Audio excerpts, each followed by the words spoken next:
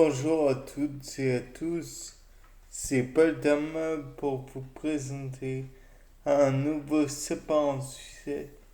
Et dans le cas présent, je me suis demandé s'il était envisageable que des arbres à, à fleurs, donc des arbres fruitiers, avaient des fleurs fluorescentes et donc la raison pourrait être attirer les insectes ou les oiseaux que ces gens corps. Et cela me paraît tout à fait envisageable puisque regardez par exemple le quinquina, aucun rapport avec les fleurs bien sûr, mais de la, comment dire, de l'écorce, on retient la quinine via un procédé d'ébullition probablement, puis de filtration. Par exemple, nous pouvons envisager en méthanamol de tout d'abord retirer la quinine en brouillant avec un marteau pilon, puis nous faisons une solution avec et puis nous la faisons bouillir, nous ajoutons de l'eau distillée, on la fait éventuellement filtrer via une filtration sous vide. On en retire un petit liquide qui est très joli. Certaines, non, en fait, il est incolore. Et on le met dans une colonne à, comment, colonne de silice. On, on la fait émigrer en somme. On regarde avec un rayon UV de préférence car la quinine est fluorescente à l'UV, mais on peut aussi envisager d'envoyer de la lumière et de voir avec un spectrophotomètre ce que cela donne. On, comment dire, on sélectionne la solution, enfin la partie de la solution contenant la quinine et on peut la comment l'utiliser par la suite. Donc tout cela pour dire que c'est tout à fait envisageable que l'écorce soit fluo. Donc pourquoi pas des pétales de fleurs. Bien, après cette petite digression, on en revient à nos fleurs qui pourraient être fluorescentes. Donc, comme je vous l'ai dit précédemment, comme tu dis, comme je vous l'ai dit précédemment, il est possible que les pétales de fleurs contiennent un agent fluorescent. Peut-être une PFI, une protéine de fluorescence. Oui, enfin, PFI, ça veut dire fluoroimmuné, enfin, immunofluorescence plutôt. Donc, peut-être pas immuno, mais PF tout court. Donc, protéine de fluorescence,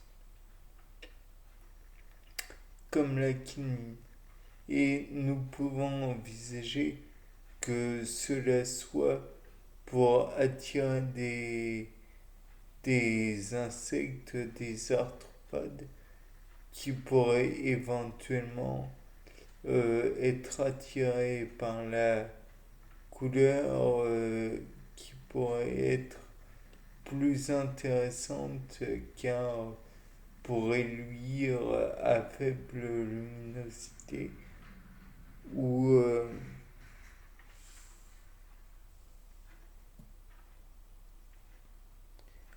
ou bien pourrait luire juste avec le rayonnement dégagé par la Lune, puisque la Lune ne fait que refléter les rayons solaires.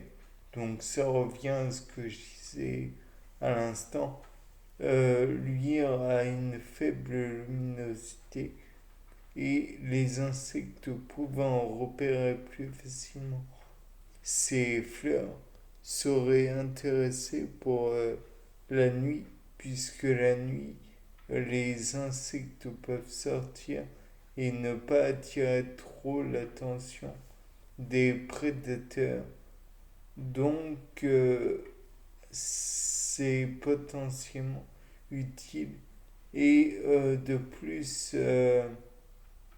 en butinant de nuit, ils peuvent profiter de la chaleur, de la fraîcheur et donc éventuellement de la rosée pour capter leur odeur, les laisser pour au cas où celle-ci serait un message,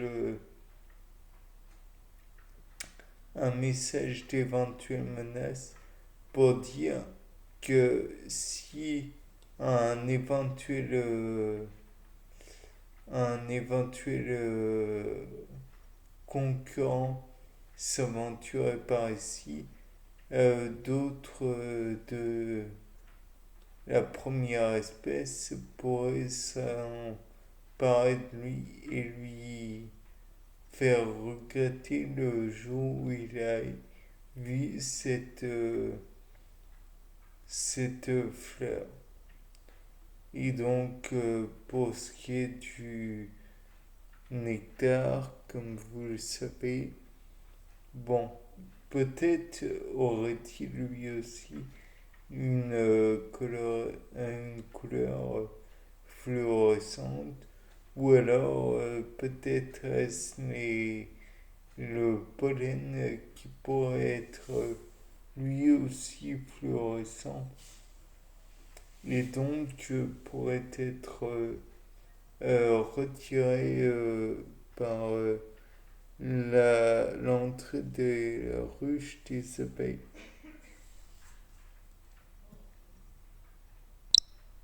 On pourrait aussi envisager le fait que ce style comment dire, de repérage pourrait être une défense de la plante contre un éventuel prédateur, piqueur, suceur par exemple, ou bruyant mastiqueur, ou autre herbivore, qui pourrait pour sa part être plus facilement visible par les prédateurs euh, qui voudraient du mal à ces bourreaux de plantes.